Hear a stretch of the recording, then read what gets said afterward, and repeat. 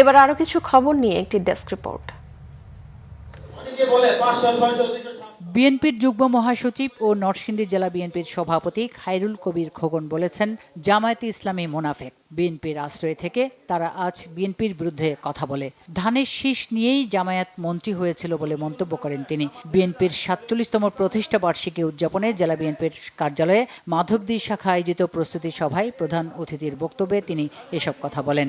মাধবদী পৌরসভা বিএনপির সভাপতি আমানুল্লাহ আমানের সভাপতিত্বে খায়রুল কবির খোকন আরও বলেন, ৭১ মানবতা বিরোধী অপরাধের কারণে তারা জাতির কাছে এখনো ক্ষমা চায়নি।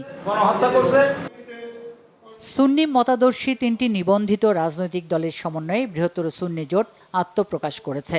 জাতীয় প্রেস ক্লাবে আয়োজিত সংবাদ সম্মেলনে বাংলাদেশ ইসলামী ফ্রন্ট, ইসলামিক ফ্রন্ট বাংলাদেশ ও বাংলাদেশ সুপ্রিম পার্টি বিএসপি এর সমন্বয়ে এই জোট ঘোষণা করা হয়। সংবাদ সম্মেলনে সুন্নি জোটের নেতারা জুলাই হত্যাকাণ্ডের সাথে জড়িতদের দৃষ্টান্তমূলক শাস্তি, শহীদদের পরিবারকে ক্ষতিপূরণ ও পুনর্বাসন এবং আহতদের উন্নত চিকিৎসা নিশ্চিত সহ বেশ কয়েকটি দাবি জানানো হয়। আল আরাফা ইসলামী ব্যাংক ১১তম বাংলাদেশ জুনিয়র সায়েন্স অলিম্পিয়াড ২০২৫-এর আঞ্চলিক পর্ব হয়েছে চট্টগ্রামে। শনিবার চট্টগ্রামের সিডিএ পাবলিক স্কুল অ্যান্ড কলেজে চট্টগ্রাম অঞ্চলের সহস্রাধিক শিক্ষার্থী এই অলিম্পিয়াডে অংশ নেয়।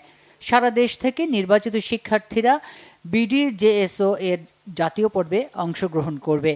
আয়োজনে উপস্থিত ছিলেন আল আরাফা ইসলামী ব্যাংকের এক্সিকিউটিভ ভাইস প্রেসিডেন্ট ও চট্টগ্রাম জোনাল হেড জামশেদ আহমেদ চৌধুরী, চট্টগ্রাম প্রকৌশল ও প্রযুক্তি বিশ্ববিদ্যালয়ের গণিত বিভাগের অধ্যাপক ডক্টর উজ্জ্বল কুমার দেব, চট্টগ্রাম বিশ্ববিদ্যালয়ের জেনেটিক ইঞ্জিনিয়ারিং অ্যান্ড বায়োটেকনোলজি বিভাগের অধ্যাপক ডক্টর আদনান মান্নান, চট্টগ্রাম মেডিকেল কলেজের ডায়াবেটিস ও হরমোন বিভাগের প্রধান অধ্যাপক ডাক্তার ফারহানা আক্তার সহ অনেকে।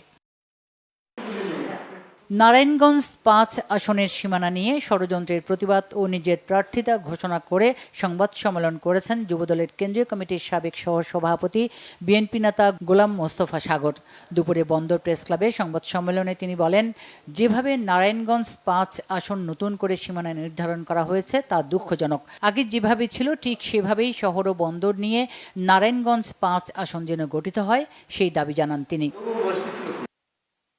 বিএনপির ভারপ্রাপ্ত চেয়ারম্যান তারেক রহমানের রাষ্ট্র কাঠামো মেরামতের ৩১ দফা বাস্তবায়নে উঠান বৈঠক হয়েছে সাভারে। সাভার ইউনিয়নের দেওগাঁও এলাকায় আয়োজিত অনুষ্ঠানে প্রধান অতিথি ছিলেন ঢাকা জেলা যুবদলের সাধারণ সম্পাদক মোহাম্মদ আইয়ুব খান। সভাপতিত্ব করেন সাভার থানা বিএনপির সাবেক সহসভাপতি আরফান আলী। বৈঠকে বিএনপি, যুবদল, স্বেচ্ছাসেবক দল, ছাত্রদল ও অঙ্গ সংগঠনের স্থানীয় নেতাকর্মীরা অংশ নেন। কুমিল্লার নাঙ্গলকোট উপজেলার বক্সগঞ্জ ইউনিয়নের আলিয়ারা গ্রামে আলাউদ্দিন মেম্বার হত্যা মামলায় মূল আসামিদের গ্রেফতারের দাবিতে মানববন্ধন হয়েছে। গ্রামের বিভিন্ন শ্রেণী পেশার মানুষ মানববন্ধনে অংশ নেন। অবিলম্বে আসল হত্যাকারীদের গ্রেফতার ও দৃষ্টান্তমূলক শাস্তির দাবি জানান তারা। অভিযোগ করেন, এলাকার নিরীহ সাধারণ মানুষকে হয়রানি করার উদ্দেশ্যে একাধিক মিথ্যা মামলা করা হয়েছে।